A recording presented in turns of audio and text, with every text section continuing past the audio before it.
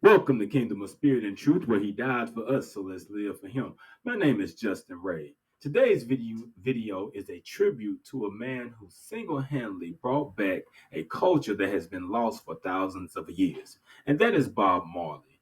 He had a movie to come out on February 14th called One Love. Let's go out and support it and pay homage to a man that infused the Hebrew spirituality with the Bible in his music. Let's get it.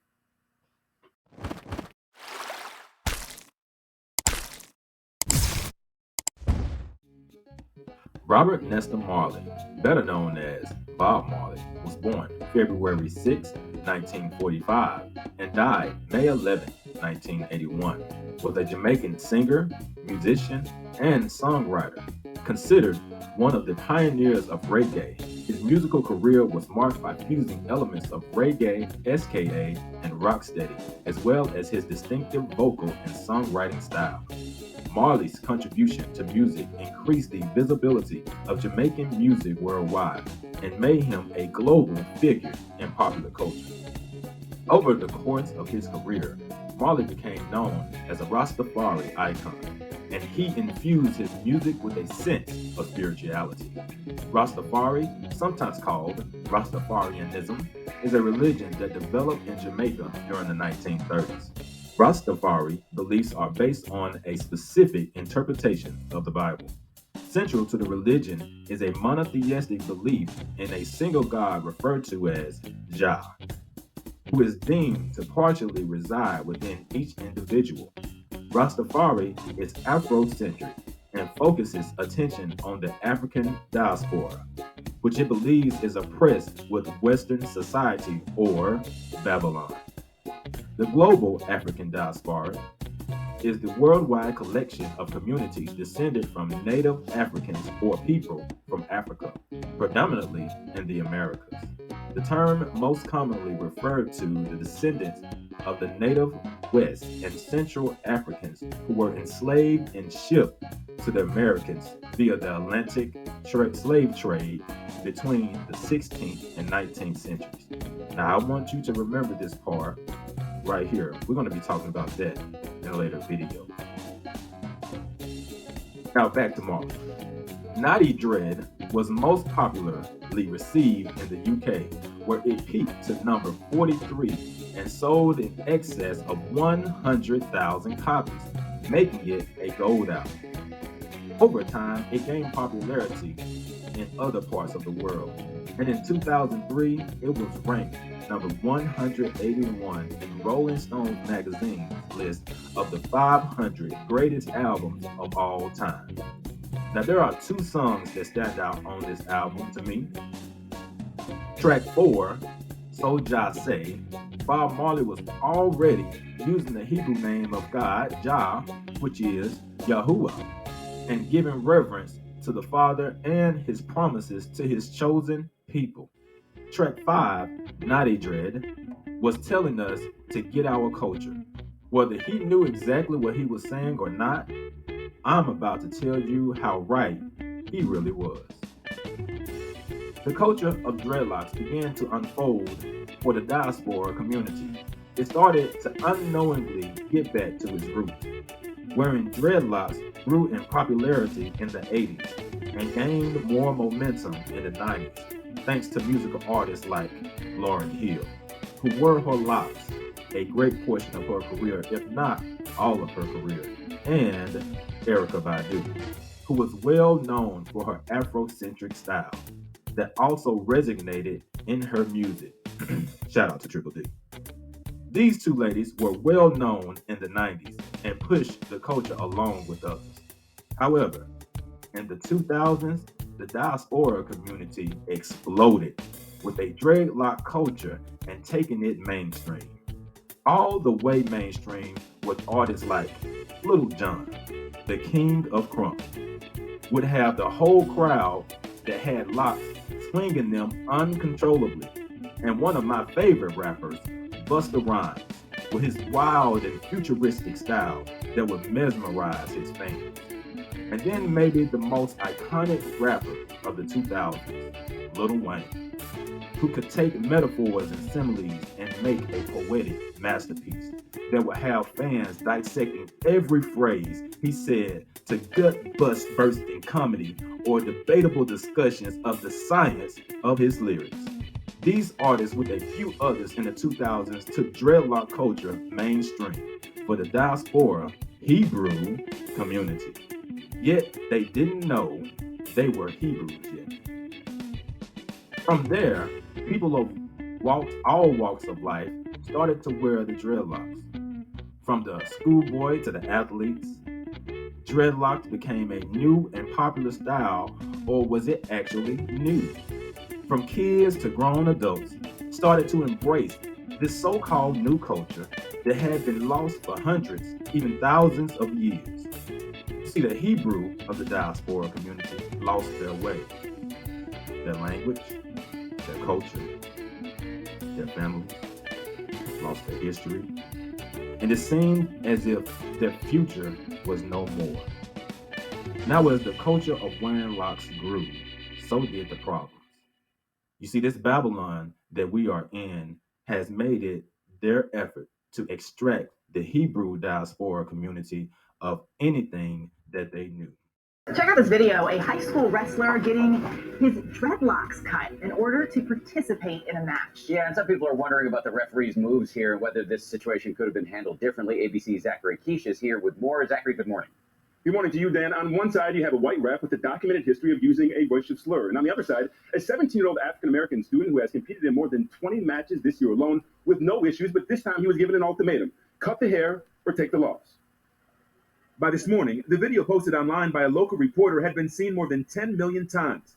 That's Andrew Johnson, an 11th grader from New Jersey, reluctantly agreeing to have his hair cut. His hair's always been like that, so for them to now bring it up is out of line. The ref, Alan Maloney, gave the Buena High School wrestler an option: cut his locks on the spot or forfeit the match, saying the hair violated athletic regulations. And let's not forget about this one. Now to the fallout growing over a Texas high school decision to punish two students who refused to cut their dreadlocks. Celebrities are now chiming in, sharing their support for those teens. And Lindsay Davis is here with the story. Good morning, Lindsay. Good morning to you, Michael. Among them, Houston Texans star receiver DeAndre Hopkins, who tweeted, "Never cut your locks, DeAndre Arnold." Some are calling this case racial insensitivity, but the school says this is not about the race of the students, but the length of their hair. Any way you cut it, this is a story about two young men being suspended because of their dreadlocks.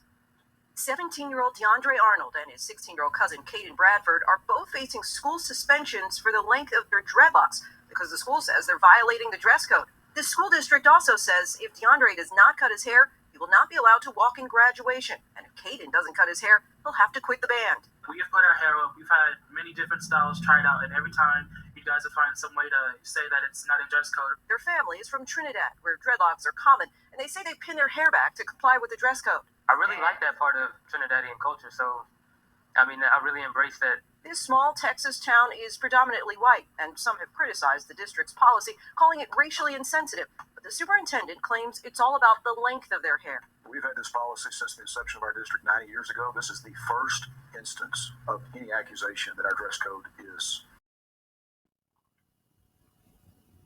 Now, I was keeping up with this story. One of the students of the school wrote in and said that there wasn't a problem about the hair until a month before graduation.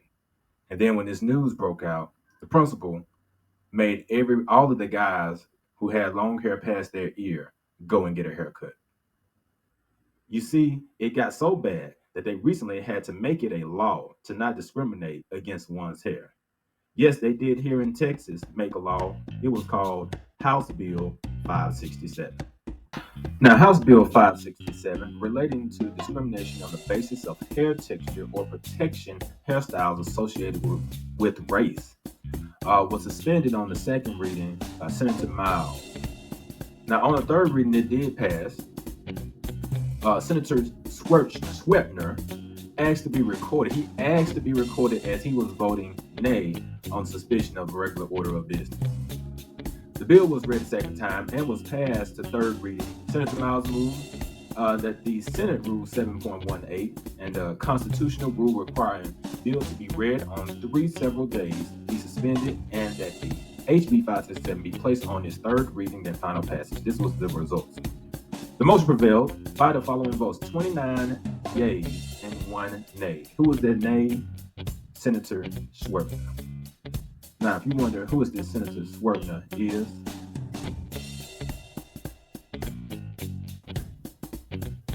no surprise there. Now, if you made it this far, you're probably wondering, well, how does our hair have to relate to the scriptures? About to get there. If you have the type 4 hair, which is the kinky hair, your kinky hair can lock up on its own even if you don't touch it. That's the beauty of that hair. Now let's take it to the scriptures. Numbers 6 and 5.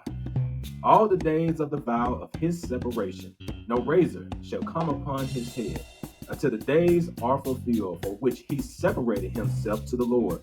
For he shall be holy, then he shall let the locks of the hair of his head grow. This is the Nazarite covenant. Now, what is a Nazarite? A Nazarite is an Israelite consecrated to the service of God under vows to abstain from alcohol, let the hair grow, and avoid defilement by contacts with corpses. The Nazarite law was a vow taken by the children of Israel to Yahuwah. They would separate themselves to Elohim from wine, alcohol, grape juice, or anything that was made from the grapevine all the days of their life. And they had to let their locks grow. In Judges 16, chapter 17 verse, it reads that he told her all his heart and said unto her, there hath not come a razor upon my head, for I have been a Nazarite unto God from my mother's womb. If I be shaven, then my strength will go from me, and I shall become weak and be like any other man. This is the story of Samson. And Samson is right here telling you that he took the Nazarite law. He took the Nazarite covenant. In verse 19, it reads, and she made him sleep upon her knees, and she called for a man, and she caused him to shave off the 7 locks of his head. And she began to afflict him, and his strength went from him.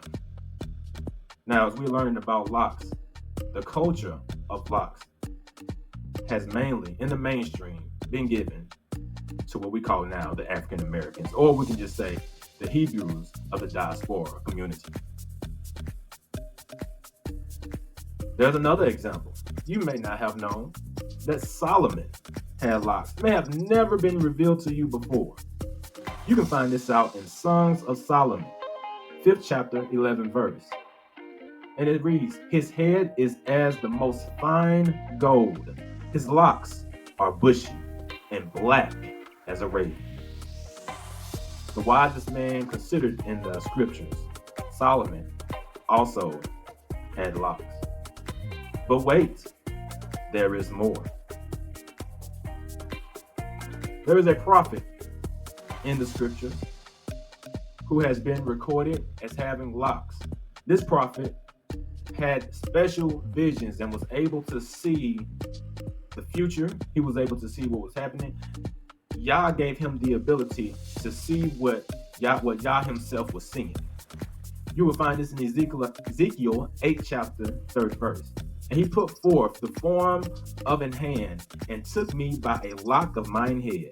And the Spirit lifted me up between the earth and the heaven and brought me in the visions of God to Jerusalem, to the door of the inner gate that looketh toward the north, where was the seat of the image of jealousy which provoketh to jealousy. My diaspora Hebrew community, you are great. So walk in your greatness. Embrace your culture. I want to leave you with a priestly blessing, and it reads in Numbers 6, starting at verse 24, the Lord bless you and keep you. The Lord make his face shine upon you and be gracious to you. The Lord lift up his countenance upon you and give you peace. So they shall put his name on the children of Israel, and I will bless them. Be blessed.